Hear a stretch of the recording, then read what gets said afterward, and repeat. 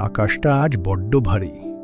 ময়দানের ঘাসে ঘাসে যেন একটা চেনা ফিসফিসানি। মেঘের দল তৈরি হচ্ছে।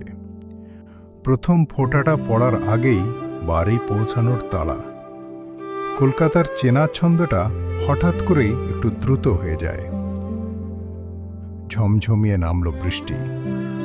প্রকৃতির এই সবুজ সুড়ঙ্গ বেয়ে এগিয়ে চলে শহরের এক টুকরো ইতিহাস। পুরনো গলির নিস্তব্ধতা, মাটির গন্ধ আর ভিজে রাস্তায় একাকী পথ চলা, এটাই উত্তর কলকাতার বর্ষা। বৃষ্টি থামার পর এক টুকরো শান্তি। ধুয়ে যাওয়া শহরের বুকে এই নীরবতাই যেন সবথেকে সুন্দর। রাতের অন্ধকারে আলোয় সেজে ওঠে ভিক্টোরিয়া। বৃষ্টির ছোঁয়ায় তার রূপ যেন আজ আরও মায়াবী।